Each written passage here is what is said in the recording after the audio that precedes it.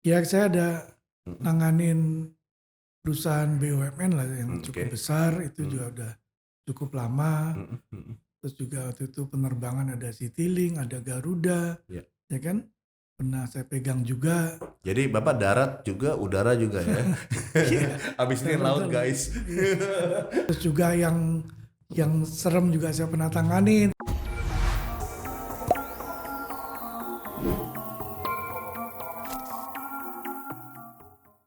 Oke guys, sekarang kita lagi di UK Network bersama Pak Utomo Karim langsung. Halo. Pak Karim, izin. Bapak sebagai pendiri Utomo Karim Network, visi misi Bapak apa untuk di YouTube ini Pak?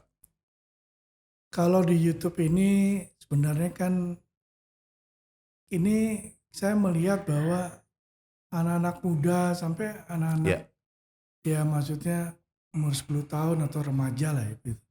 Itu kan sekarang mainnya di gadget ya, ya, ke YouTube lah, betul. Instagram dan sebagainya, WA segala macam. Jadi saya melihat bahwa ternyata di sini ada pangsa pasar ya. Artinya Ya, dengan kondisi sekarang yang ya pandemi ini COVID ini segala ya. macam COVID Oke. ya kan. Jadi mereka banyak di rumah, pesan apa melalui online, belajar melalui online kan gitu. Jadi Akhir inspirasinya dari situ ya iya Pak. akhirnya anak-anak ya pegang gadget itu kan, pegang handphone, dia lihat Betul. YouTube segala macam. Tapi di satu sisi juga ke saya kan YouTube saya itu kan ke lifestyle, Mhm, politik dan hukum. oke. Kalau untuk politik saya lihat memang sebentar lagi ini akan menjelang tahun politik. Wah, keren nih. 2024 ya Keren nih, 2024 keren, kan keren, ada keren. Pilpres, ada Yes. Pileg, ada Pilkada. Pilkada itu kan lebih dari 200 kepala daerah Catat guys, 2024, buat ya pil kan? politik dan pilpres, pilkada dan semuanya Legislatif, pemerintah. Nah, legislatif. Wih, komplit tentunya pakai di telur. sini kan ke semua kontestan yang ikut dalam pilkada maupun pileg juga pilpres kan dia ingin terpilih. Untuk ingin terpilih dia elektabilitasnya kan harus tinggi. Oke, Untuk tinggi ya dia harus dikenal. Dikenalnya dengan apa? Salah satunya ya kita branding lah oke, mereka-mereka itu ya. Tentunya yang berminat untuk kita branding. oke. Saya potong Pak Karim, izin. Hmm. Balik ke profil Bapak. Mungkin Bapak bisa, oke. Sekarang everybody knows Bapak sudah jadi Utomo Karim Law Firm. Nah, perjalanan Bapak dari sebelum menjadi apa-apa sampai menjadi apa-apa, mungkin Bapak bisa cerita singkat, padat dan jelas dengan sesikat-sikat ya Pak. Silakan Pak. Iya, terima kasih. Jadi saya sendiri kan basicnya sebenarnya usaha. Oke. Kalau saya boleh cerita sedikit ya, Mm-mm. sama Pak Jokowi juga pernah sama-sama lah usaha furniture. Artinya bukan sama-sama kerjasama ya. Mm-mm. Pembeli di Spanyol itu ya beli di Jokowi ya beli di saya. Waktu itu Oke. Rakabu ya. Jadi memang saya furniture. Kemudian memang di sisi lain saya senang sama bidang hukum. Kebetulan orang tua juga di hukum ya, maksudnya Ya. ininya hukum. Jadi Jadi ketularan tuh ya. ya kelaran terus saya sekolah Tanda hukum, kutip. belakangan terus saya jadi pengacara. Dan ya memang karena senang di dunia itu, Oke. ya kita menjalaninya enjoy aja kan, karena kita senang di bidang itu. Ya mulai dari bagaimana kita dapat klien, bagaimana kita dikenal, sampai dulu saya sampai terus terang banyak ya membela, ya bukan membela ya, ngurusin kasus yang terkait artis. Oke. Banyak. Akhirnya ya disitulah mulai dikenal. Oke, Pak. Terus juga tentunya saya juga waktu itu juga adalah maksudnya yang ya masyarakat apa orang yang ya tidak mampu lah begitu ya, Mm, ada mm. masalah hukum saya belain. Itu semuanya apa namanya dia tidak harus bayar gitu loh. Tapi urusan itu selesai. Saya jalanin pelan-pelan terus akhirnya nanganin kasus korupsi pertama Mm. kali di Tipikor dulu. Tipikor itu kalau nggak salah baru menyidangkan 2 atau 3 kasus, ya kan? Nah itu saya ketiga atau keempatnya lah kasus itu. Jadi, nah disitulah saya mulai tahu bahwa ini pekerjaan-pekerjaan ini cukup cukup perlu perhatian. Sebenarnya itunya banyak ya, pangsa pasarnya juga Ya. banyak. Tapi kan tinggal kita bisa mendapatkan dan bisa mengerjakan dengan baik tidak. Nah, terus kemudian saya juga kan di partai politik, bidang hukum cukup lama saya di situ. Saya banyak nanganin sengketa partai lah, partainya digugat lah, ketua Izin Pak, umumnya kalau digugat boleh lah. dijelaskan partai apa Pak waktu itu? Sebenarnya nggak enak juga ngomong, tapi kalau udah orang udah tahu Ketua Mukarim udah banyak tahu kan. Oke. Dan saya di Partai Demokrat di Pada PBP ya. saat tahun berapa tuh Pak? Ya sebelum kepengurusan Agus lah ya, waktu pengurusan sebelum-sebelumnya kan saya pengurus di sana. Nah jadi saya juga termasuk pembela tim kuasa hukum Pak SBY ya. Waktu dia ada masalah dengan Antasari Ashar dan lain sebagainya, ada beberapa kali lah saya pengacaranya SBY. Tapi tim ya, bukan saya pribadi. Kalau di partai kan banyak ngurusin sengketa pilkada juga, banyak sekali, hampir 70 kasus saya nangani sengketa pilkada di Mahkamah Konstitusi. Maka itu kembali ke tadi tahun politik dan kita mau branding calon-calon kepala daerah, karena saya ada pengalaman di situ menangani bagaimana seharusnya calon kepala daerah itu bertarung. Supaya dia tentunya kan harus menang. Supaya dia bisa menang, jadi waktunya dia juga ada hasilnya, tidak sia-sia, pengeluaran uangnya juga tidak sia-sia. Bagaimana harus menang? Nah disitulah memang saya ada pengalaman di situ. Maka itu sekarang tinggal saya membrandingnya kan. Tentunya nanti dengan diikutin dengan apa yang dijaga dari segi hukum supaya bisa menang, dan apabila digugat atau menggugat di MK ya tentunya menang juga kan begitu. Berdasarkan pengalaman. Wih, gitu. kayaknya hatam banget nih Pak Karim. Iya. Oke Pak, lanjut. Untuk sekarang ini berarti lebih ke corporate legal atau kemana Pak? Ya saya ada nanganin perusahaan BUMN lah yang cukup besar, itu juga udah cukup lama. Terus juga waktu itu penerbangan ada Citylink, ada Garuda, ya kan? Pernah saya pegang juga. Jadi Bapak darat juga, udara juga ya? Abis ini laut guys. Oke lanjut. Iya. Terus juga yang serem juga saya pernah tanganin, tapi saya kan nggak akan cerita seremnya nanti.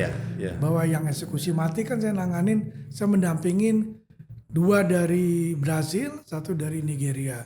Itu di awal-awal Jokowi terpilih ya, jadi presiden 2014 kalau nggak salah ya, di awal Januari. Itu suruh juga, bukan suruh itunya pembelaan, tapi kan ada sisi-sisi seperti contohnya, tapi nanti saya akan cerita lebih lanjut ya. Tapi seperti contohnya begini, si orang Nigeria itu kan udah 17 tahun ditahan di Madiun. Udah cukup lama. Ya narkoba lah, kurir narkoba dia tuh ya. Dia udah lama di Madiun dan udah berkelakuan baik. Sebenarnya kalapasnya sendiri juga udah menulis surat, ini orang udah berkelakuan baik, tapi kan dia harus dieksekusi akhirnya kan di Nusa Kambangan itu. Nah dia punya pacar karena dia aktif di gereja, terus ada aktivis gereja lah kayak gitu, punya anak. Nah terus itu anak jadi pacarnya, ya masih muda, cantik. Yang saya repot belain kan dia mau ikut mati, mau bunuh diri. Kalau pacar saya dieksekusi, saya akan bunuh diri saat itu juga. Maksudnya di hari yang sama. Saking cintanya ya. Saking cinta. Nah itu jadi saya ngurusinnya kan yang itu, supaya dia jangan sampai. Padahal pokok perkaranya narkoba. Iya, supaya dia jangan ikut bunuh diri kan. Ya di satu sisi saya harus kasih pengertian, kasih segala macam lah. Kamu masih muda, masih panjang, bisa kuliah lagi dan sebagainya. Dan masih banyak cowok ganteng di luar sana. Iya, orang ini cantik. Lo kok mau bunuh diri? Nah itulah kurang lebih yang ya terus macam-macam lah. Itu yang paling berkesan atau ada yang lebih berkesan lagi Pak Karim? Itu berkesan, ada lagi yang berkesan juga, misalnya nih yang mau dieksekusi orang Brasil waktu itu. Saya lupa agama persisnya, tapi kurang lebih misalnya tapi dia bukan non Muslim yang jelas. Dia kalau nggak salah. Kalau Brazil biasanya Katolik Pak. Katanya biasanya. Dia Katolik misalnya. Ini saya kasih contoh, tapi saya lupa ya. Dia agama misalnya Katolik. Nah waktu saat mau dieksekusi mati kan dikasih bimbingan rohani. Dia dikasih kesempatan untuk dibimbing secara rohani. Agar dia pada saatnya dieksekusi dia ya sudah tenang lah, begitu kurang lebih. Cuma yang dikasih kan orangnya, pendetanya beda. Contohnya misalnya dia Katolik, dikasihnya Protestan pendetanya. Ya kan saya bingung juga lah, ini lain walaupun saya nggak tahu persis lah ajarannya gimana. Tapi dia di Brasil itu juga komplain, kok saya ininya. Oh pada saat mau dieksekusi? Iya, berapa hari sebelum eksekusi. Oh jadi salah ini. Iya, tapi ya kalau ajarannya saya nggak tahu persis. Nggak, maksudnya salah ya Itu Ibaratnya loh. kalau Katolik ya dia harus romo kan begitu. Iya, Kalau dia Kristen dia pendeta. iya, Ini istilahnya ini Katolik yang datang pendeta mungkin ya. iya, kurang lebih Seperti gitu. itu kurang lebih Nah, ya. dia komplain, Betul. oh ini kok jadi gini ya? Saya lulus ya waktu itu tersedianya itu gitu kan. Waktunya kan Terus juga akhirnya udah, gimana? ya Eh, udahlah dijalanin seperti itu aja kan. akhirnya tembak mati. Itu kan ditembak mati semua. Yang saya cerita tuh akhirnya tembak Berapa mati. kilo, Pak? Ya sebenarnya sih itu kan kecil-kecil lah, nggak sampai 10 kilo. Dia hanya kurir aja lah. Nggak sampai 10 kilo. Tapi ya Hanya udah. mengantarkan ya. Iya kurir. Bukan bandar yang sebenarnya. Bukan, kalau bandar kan tontonan, bukan kilo Ya, lagi kan. ya. Tapi Oke, saya nggak usah cerita ke situ lah. Kan saya cerita tadi sisi lainnya gitu. betul. Tapi Itu terkait kurang dengan lebih. narkoba ini menarik, Pak. Sedikit saya mau kupas. Hmm. Eh, Undang-undang narkotika ini menurut Bapak yang sekarang ini yang berlaku di tahun 2019 ini menurut Bapak sudah cukup kayak kemarin ada kasus Nia Ramadhani Hmm. dengan apa suaminya yang cukup viral juga dan akhirnya di rehab itu menurut Bapak gimana?